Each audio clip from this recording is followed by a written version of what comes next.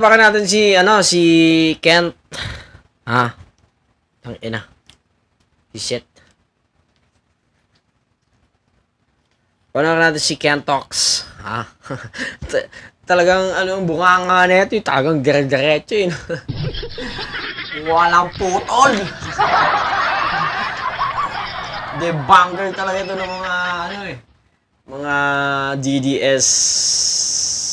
DDS. Mga bagong alyansang bagong Pilipinas vloggers. Ano natin? Pinakamalaking tanong ngayon. Di ba?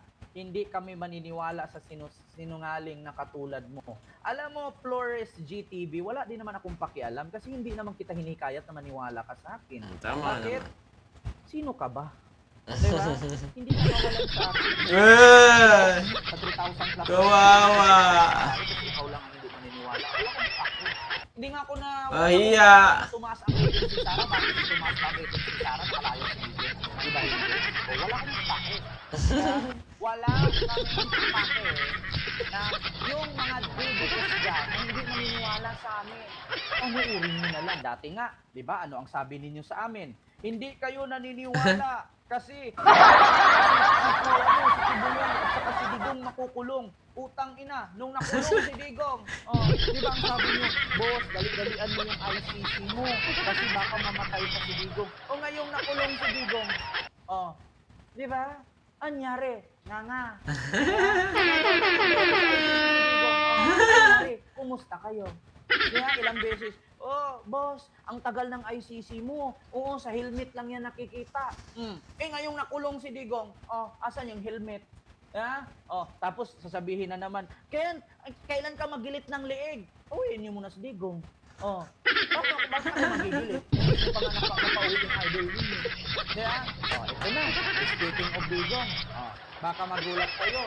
Sara Duterte, baka isa sa arestuhin ng ICC? Diyos mo, Marimar. Awesome! Isa din pala sa arestuhin ng ICC. Tandaan ninyo, siyam pa katao ang may warrant of arrest. According kay Attorney Conte ng ICC, siyam pa katao. Utang ina. Bato, Sara, Albayalde, Eliasar. Si Bato ang sunod na arestuhin. Sino ba? Posible ba na sunod ni Bato si Sara? Posible ba na magkasabay si Bato at si Sara? Naku, eto na, mga kababayan. Speaking of arestuhin ng ICC, sabi pa naman dito ni Arturo Las Cañas, si Sara Duterte daw ang pasimuno ng Oplan Tokhang. Nako, posible ba na si Sara sunod na arestuhin kasama ni Bato? Panoorin mo ito. Eto na, mga kababayan, intay-intay lang. Naglo-loading pa. Eto mga kababayan. Las Cañas. Ayun Las Cañas says BP Sara behind Oplan Tokhang in Davao City. Ako, nagsabi pa naman ako mga kababayan. Sasabihin na naman nila yan, ang tagal naman arestuhin si Bato. Baka makasto. Di ba? Lunis ng pagkabuhay. Malay natin pagkatapos ng eleksyon. Nako. Sabi ko pa naman sa inyo. Ang duda ko talaga kay Bato. Pagtapos ng election kung talagang makapasok siya or hindi. Pag hindi, malala. Nampot agad yan. Pero pag nakapasok siya, medyo hinihinay lang yon. Talagang babalasahin muna yung impeachment nun. Tapos nag-impeach.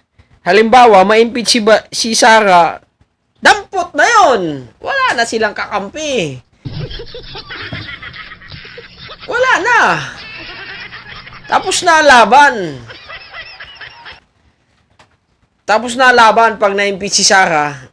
Sigurado yan. Ginabukasan, may warrant na si Bato.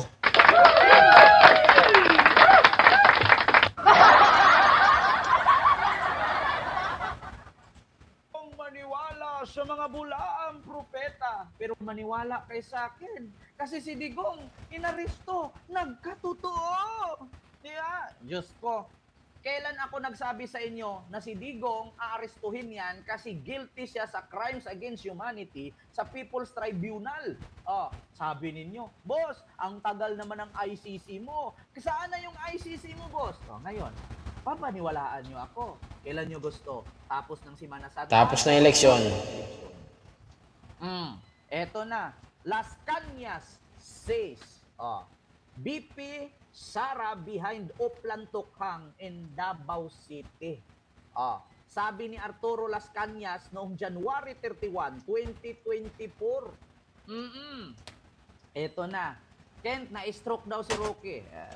Pangit na balita yan. Dapat, ang gusto kong mabalitaan, namatay na si Roque. Yun ang gusto ko. Pero, stroke lang ang balita. Hindi na bago sa akin. Bakit? Mataba eh. Kaya, ano ba gusto ko nangyari kay Roque?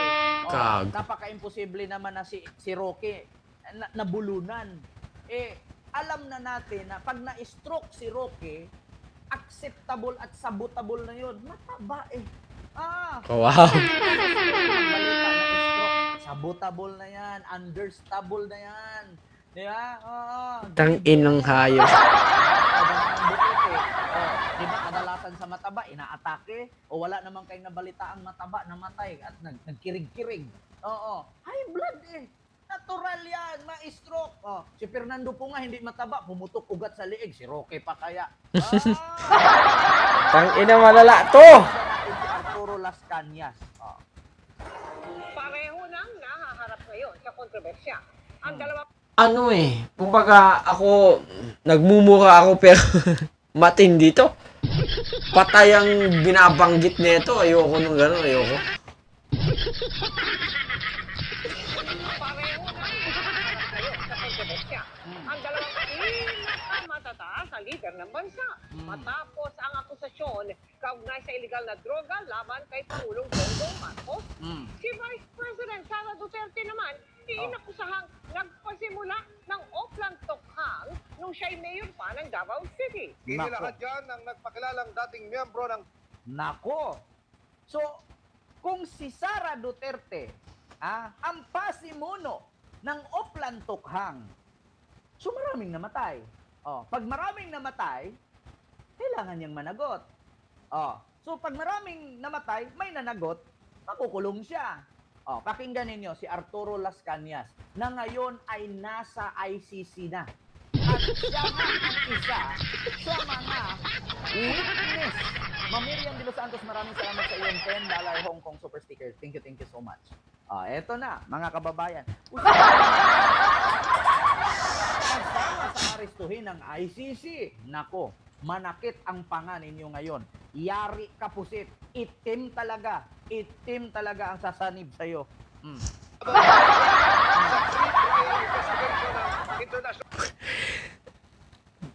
Speechless ako dito.